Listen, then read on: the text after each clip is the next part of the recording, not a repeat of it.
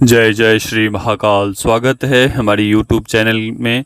Channel को subscribe कर लीजिए, बगल में बेल आइकॉन है वह भी दबा लीजिए ताकि हमारी कोई भी वीडियो हो आप उसे रीड कर सकते हैं, देख सकते हैं, समझ सकते हैं। तो आज हम एक ऐसी साधना जो आपको इस साधना के माध्यम से एक ऐसे चुड़ैल की प्राप्ति होगी, एक ऐसे चुड़ैल, एक ही प्रकार की शक्ति, अनेक प्रकार की शक्ति वहाँ पर सिद्ध कर सकते हैं, चाहे वो चुड़ैल हो, प्रेत हो,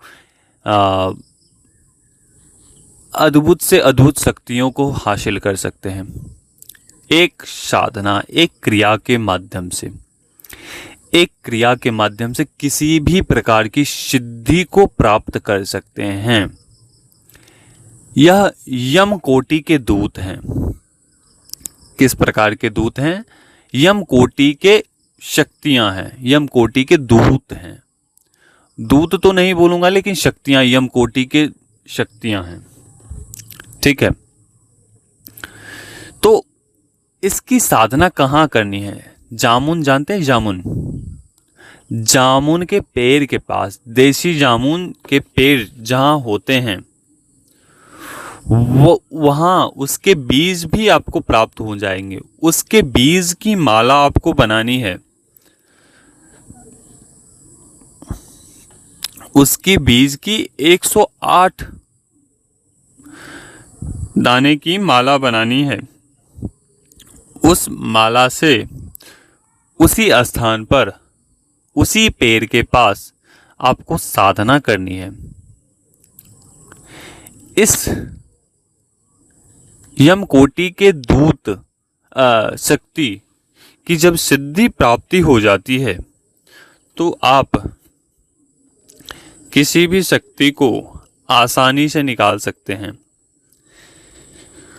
कोई भी न जाने वाला भी प्रेत कोई भी शरीर के अंदर प्रवेश कर चुका है, वह शक्ति ना चाहते हुए भी शक्ति उस शरीर को नहीं त्याग रही है, तो यह शक्ति ये ऐसा है कि उसको एक झटके में निकाल सकता है। एक झटके में उसके शरीर को खाली कर सकता है। सामने वाले व्यक्ति के किसी भी प्रकार की शक्ति को एक झटके में हटा सकता है। किसी भी व्यक्ति के सिद्धि को एक झटके में उड़ा सकता है। किसी भी व्यक्ति को, चाहे वो कैसा भी व्यक्ति हो।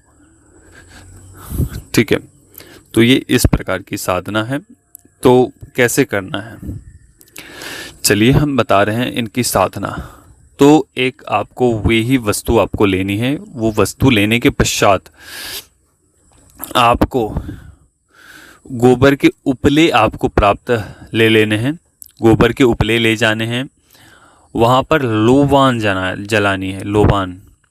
लोबान जलानी है वहाँ पर। और वहाँ पर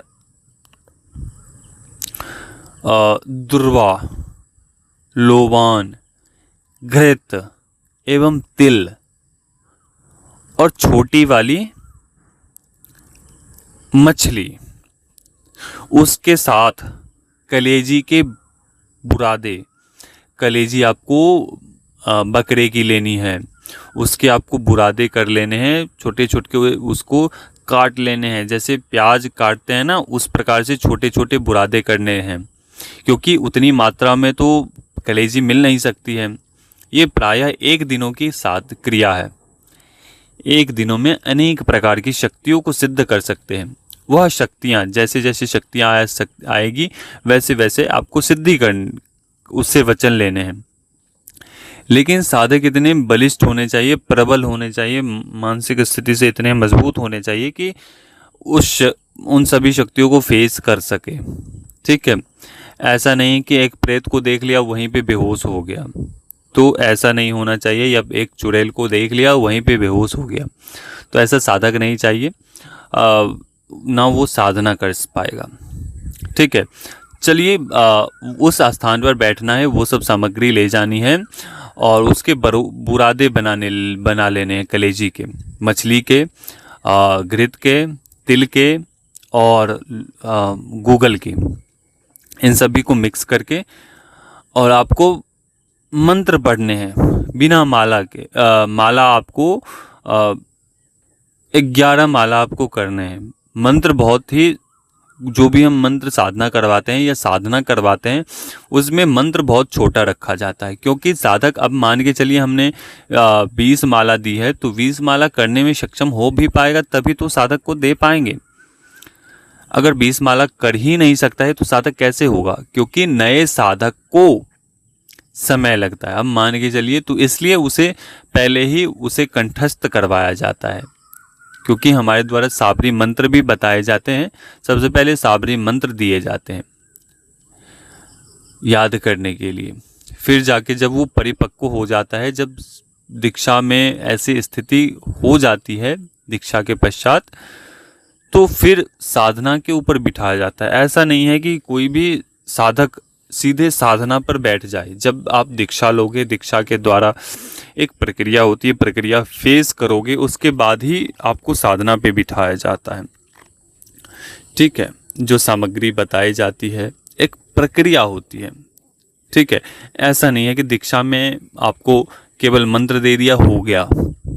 एक प्रक्रिया होती है, आपको वो सामग्री रखनी होती है, एक प्रक्रिया होती है। आपको विधिवत तौर पर गुरु मंत्र दिए जाते हैं। ठीक है, उसके पश्चात आपके लिए हवन किए जाते हैं। हवन के पश्चात आपके लिए एक रक्षा कवच तैयार करके आपके ऊपर लगाया जाता है। फिर जाके आपको मंत्र दिए जाते हैं, कुछ क्रियाएं करवाई जाती है, कुछ साधनाएं करवाई जाती हैं। फिर जाके एक साधना पे बिठाया जाता है, कुछ क्रिया प्रयोग मंत्र करवाते हैं, उसके बाद ही आपको साधना पर बिठाया जाता है। ऐसा नहीं है, क्योंकि जो भी हम साधनाएं करवाते हैं, देखने में कोई भी व्यक्ति करने में सक्षम हाँ भर सकता है, लेकिन जितना कहने में आसान होता है, क्योंकि हमने जितनी भी प्रकार की साधनाएं डाली है वो कुछ साधनाओं को छोड़कर बाकी सभी उग्र प्रकार की है, तीक्ष्ण प्रकार की है, तामसिक प्रकार की साधना है। चलिए, काफ़ी बहुत बातें हो गई। चलिए हम साधना के विषय के ऊपर लौटते हैं। वो सभी सामग्री रखने हैं। दिशा आपका पश्चिम होना चाहिए। अपने सामने आपको घी का दीपक जलाना है। सामने आपको अग्नि जला लेनी है।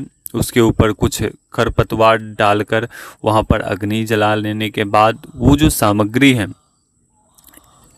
एक माला होने पर एक बाकुट लेने हैं, मतलब कि एक मुट्ठी लेने हैं, और उसके ऊपर जो सामग्री आपने बनाई है एक बाकुट लेना है, उसके ऊपर धर देने हैं, रख देने हैं उस अग्नि के ऊपर जहां आप अग्नि जला रहे हैं।